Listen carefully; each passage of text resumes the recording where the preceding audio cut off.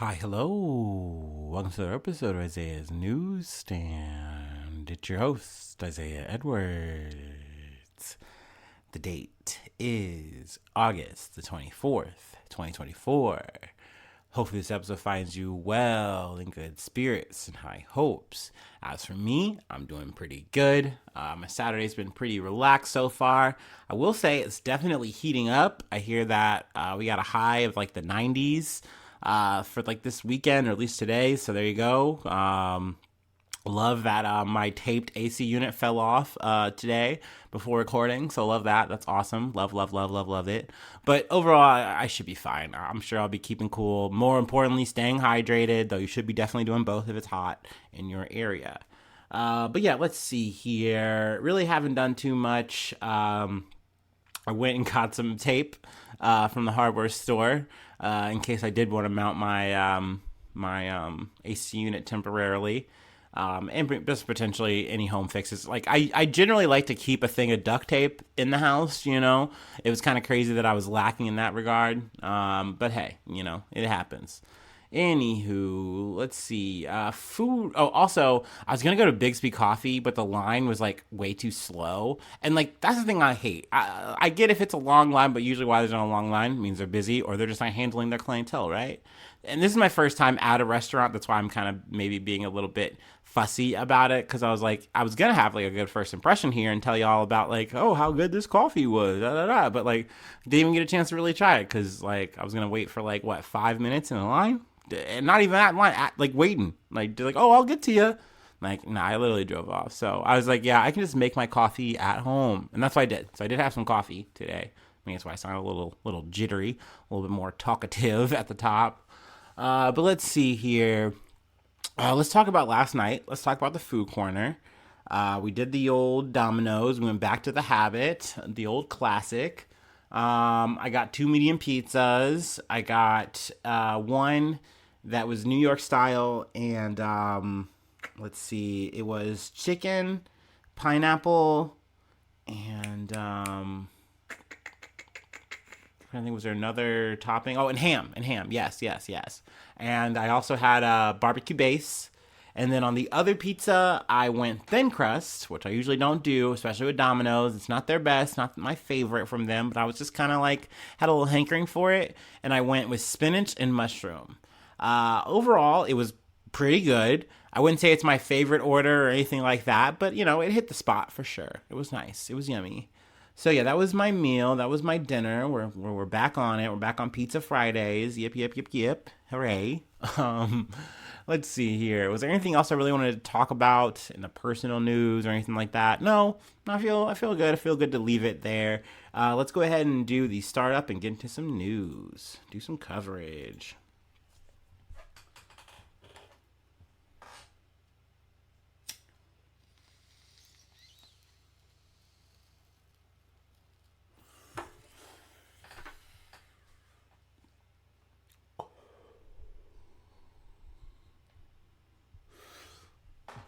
Ooh-wee.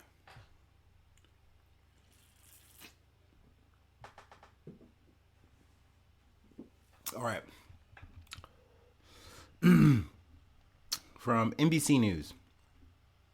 RFK Jr. endorses Trump after weeks of backing of back channel courtship.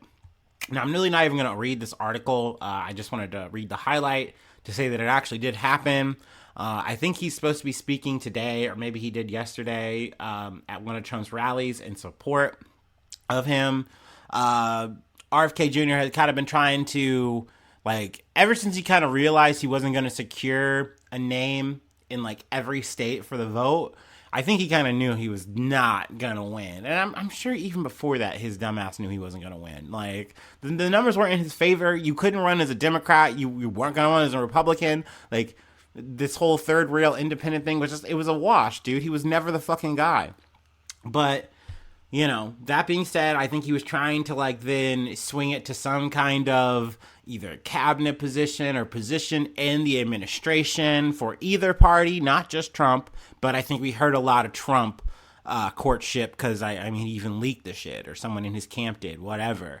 So none of this is surprising at all. His family, the Kennedys, several family members have penned a letter admonishing him, saying, "Fuck this dude. He's a fucking loser. He's brought dishonor to the family," and I fucking agree. His croaky ass has just been wasting a lot of people's time. But I mean, hey, it is what it is.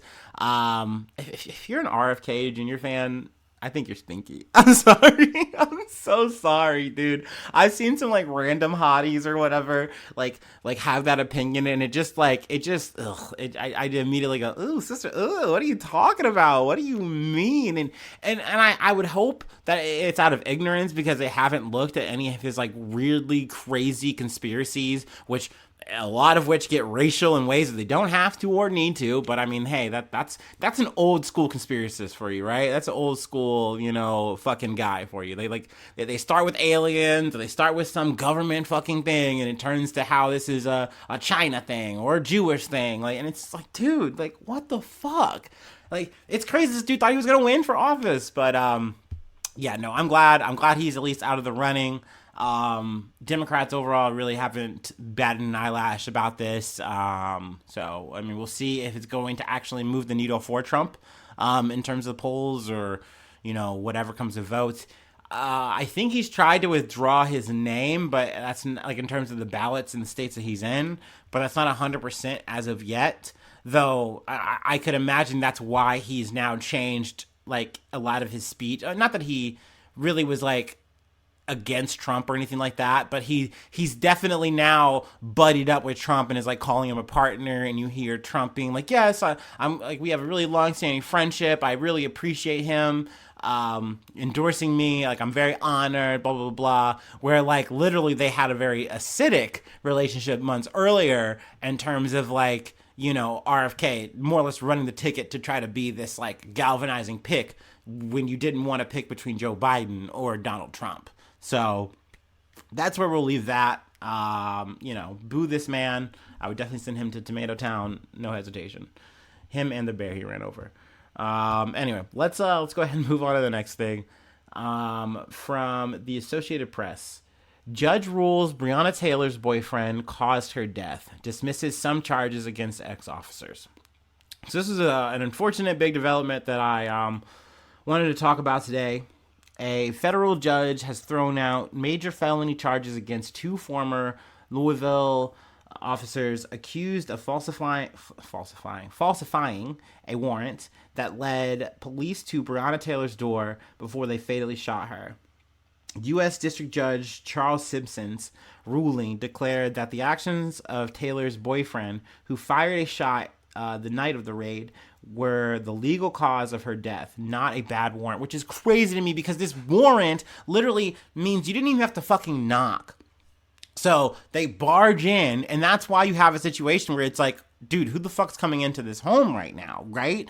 And for Breonna Taylor's boyfriend, you are in a pretty much knee-jerk reaction where you say, "Oh, I don't know who this is, but either I can defend my home, like you're supposed to be able to do as an American, right? Or I can take a dice roll and assume that this is the authorities or something like that, and I should just cooperate with whoever shadowy figure is running through across my fucking my home right now." So they chose the former, and now that's all their fault. Also, mind you, this warrant was a bunk-ass warrant, and the people who set this shit up more or less knew it, and we now have evidence that they have conspired. Well, I'm assuming this has already been out there, and my lazy ass maybe just didn't find it. But that being said, it's now known that these guys were conspiring to say, "Hey, we want to, get this guy, this one guy," and it's not actually, at least from what I'm recalling, the boyfriend that was actually at Breonna Taylor's house. It was an ex, but they're we think Taylor's involved in that. And they're still getting drug shipments or whatever. And the other cop who's involved in this warrant goes, "No, I don't think that's the case." And they goes, "Who cares?" So they wind up running this warrant. It all winds up coming to fruition. Breonna Taylor dies. And essentially now we're in this aftermath phase of blame and who's involved. Now, these two police officers that I'm talking about, let me actually get to them now. Federal charges against former Louisville police detective Joshua James and former Sergeant Kyle Meany were announced by U.S. Attorney General Merrick Garland in 2022. During a high-profile visit to Louisville, Garland accused James and Meany, who were not present at the raid, of knowing they had falsified part of the warrant and put Taylor in a dangerous situation by sending armed officers to her apartment. So, that's what I mean here. Like, obviously, this is news to me because, like, oh, I didn't do my due diligence here. My bad, mea culpa. But that being said, it's like, okay, we've known that these guys are involved here, but now you're essentially reducing and shrinking their involvement. You're saying, oh, they don't actually have blood on their hands. That's actually on the boyfriend for defending himself and his girlfriend, which I think is fucked up. I think is very fucking wrong. But that is how this is playing out, though they will be... let's see here. Yeah. But Simpson wrote in the Tuesday ruling that there is no direct link between the warrantless entry and Taylor's death. Simpson's ruling effectively reduced the civil rights violation against James and Meany, which had carried a maximum sentence of life in prison, to misdemeanors. So it is much lighter. And when we're coming from a felony kind of situation to misdemeanors, essentially you're washing your hands of this and saying, oh, they didn't do anything that bad. But really, they were the seed kernel for this whole fucking thing to go down. Like, so it's very frustrating to see these kind of guys just wind up walking away. And we've seen a lot of these guys more or less get off of reduced or no charges. And that's, to me, is very unfortunate because these motherfuckers did what they did, carried it out, and had no remorse for it, and still don't. And it's crazy that, once again, that we have these conversations that you're allowed to have this firearm, you're allowed to defend your home, like, but yet when it comes down to it, when the cops can just barge in like they're goddamn shock troopers, oh, well, they actually are the law, and if they don't actually do the warrant, okay, well, that's too bad. You're just going to have to, like, be compliant.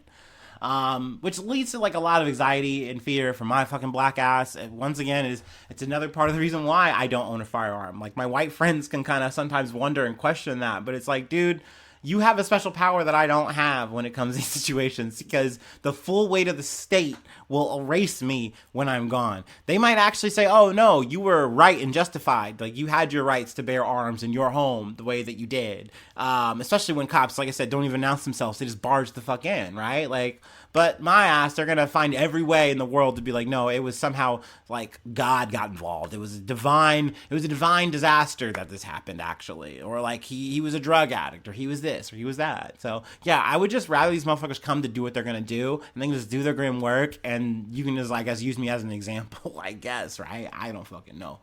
But I mean, yeah, this to me is fucked up and wrong. But you know, all we can do is talk about it. All we can do is kind of spread the word about it. You know what I mean? So, from this story to another one that is ongoing, I'm sure I'm missing some details here, of course. But you know, hey, that's why I sourced the article. Leave that there for you. From NBC News, fired Florida deputy who killed Roger Fortson is charged with manslaughter. There's another update. Since fired Florida sheriff's deputy who fatally shot an Air Force senior airman in his home in May has been charged with manslaughter, authorities said Friday.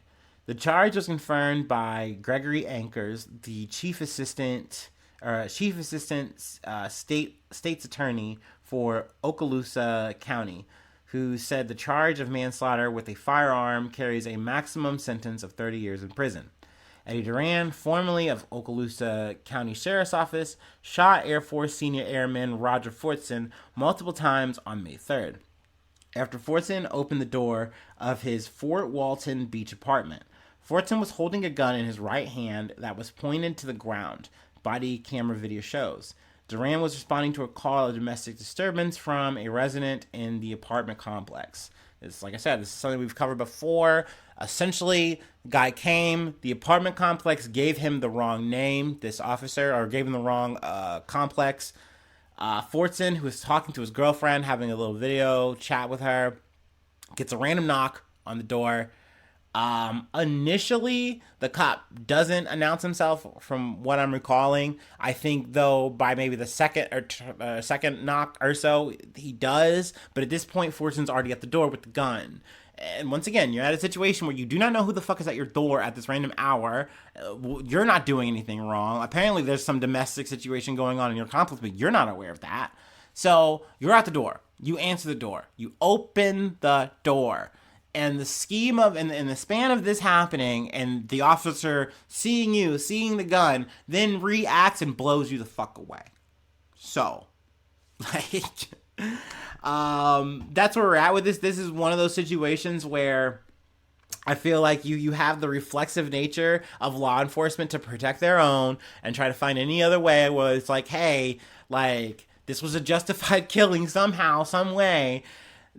Even they came out and said, look, like, Fortson did every amount of armed discipline where you have a gun on your person, sure, but there's in no way, shape, or form are you aiming it. There's no placement of this in a threatening manner. It's just a gun in your hands, like, but it's in the most safe way. And essentially, he was blown away for that. So, yeah, Duran is going to go through the process here. I mean, we will see. You know, yes, I'm hoping for a guilty verdict. I always am in these fucking situations. Fuck these fucking cops, dude. Like, you don't just get to play judge, jury, and executioner with these motherfuckers just because you're scared. No, like, you're putting your life on the line. This is your job. You're choosing to do this. You have to do this the right way. If you do it the wrong way, you should have to go through this process. You should go to jail. Fucking period. Yet again, this is the same situation where do I think, like, I get that manslaughter is the sentence, or not the sentence, the charge, because of the fact that these are like very spur of the moment things. I don't think Duran has some specific grudge against Fortson and that's why he did it. But at the end of the day, the deed was fucking done, and like there should be some accountability for that legally. Yes, I do agree with that. Let's see here. Fortson, 23, was home alone with his dog on a video call with his girlfriend when he was killed. Fortson was black. Duran himself is listed as Hispanic on his voter registration, which is like, all right, cool, man, awesome. But like in this situation, I don't care if you're a white cop, black cop, you know, Native American cop, Indian cop. I don't care, bro. Like, you are an armed part of the fucking apparatus to me, dude, and you move as such. Like, you know what I mean? I don't know. It's heartbreaking all the same. It's infuriating all the fucking same. So yeah, I mean that they do talk about or they talk to the mother. I'm sorry. I hope this brings about change and it teaches others that you can't just kill people. His mother, Shantamiki Fortson, said Friday after learning of the charges, because he should have waited for backup and investigated a little more. Still, she said, the news doesn't bring me any peace. It still hurts, which is a thing I touch on a lot when I talk about these cases, that even in the best case scenario, and we get justice here, awesome, but like, this isn't going to undo any of this stuff. It's not going to bring anybody back. And, you know, that's obviously a sad, unfortunate thing about all this. But, you know, you do got to call this shit out. It does have to be addressed. And, yeah, I do hope that justice is at least served here. That's the least that can be done, right? But let's go ahead and move on to the next thing. The next bump. Actually getting a little international here. I know this isn't the normal tempo or cadence for the pod. But, you know, sometimes we got to zig and zag or zag and zig. You know, got to switch it up. From CNN, ISIS-affiliated inmates kill 4 prison officers at Russian penal colony. So yeah, this is pretty grim, pretty gruesome. 4 officers at a maximum security prison in Russia were killed after inmates who identified themselves as affiliated to ISIS took several staff hostage, Russian state media reported. Russian special forces said the alleged hostage takers were all eliminated in an operation that saw some hostages freed at the penal colony in the town of Surovikino. Sure, we say we called that. We cleared that. The National Guard of Russia, also known as the Rashgarvidia, wrote on Telegram, snipers from the special forces of the Russian National Guard in the Volgograd region neutralized 4 prisoners who had taken prisoner employees hostage with 4 precise shots. The hostages were freed. Graphic footage circulating on social media showed 3 uniformed prison staff members lying motionless in pools of blood, one with his throat slashed. A 4th staff member is seen on his knees in a doorway. So, pretty rough stuff. CNN verified additional footage that showed the apparent hostage takers displaying a flag emblematic of the Islamic State at the western edge of the facility. One stands over a bloodied man whose uniform is emblazoned with the Russian Federal Penitentiary Service crest. They didn't have any confirmation of what the motive was, but the SITE or Site Terror Monitoring Group reviewed clips of the attack, saying one of the suspects called the strike revenge for the militants behind the attack on the concert venue near Moscow, which killed more than 130 people. So, a bit of a tangential tie to another story we covered previously on the pod. Let's see here. They talk about another incident that took place in June. I'm just going to fast forward ahead here. The incident follows another hostage situation in Russia in June when 2 employees of a pre-trial detention center in the southern Russian city of Rostov-on-Don were rescued after being held hostage for several hours by 6 detainees. The detainees had links to ISIS and were killed in the operation. So, there you go. Bit of international prison news afoot there for you. So, speaking of prisoners, speaking of people fleeing or maybe ditching or, dodging on arrest warrants, we have one more story here, mingling, I guess, with a celebrity story in a way, worlds colliding, if you will. We have one more thing I wanted to cover, and I'll go ahead and let you go. So, let's go ahead and take our last break, and we'll get into some news. Oh, man.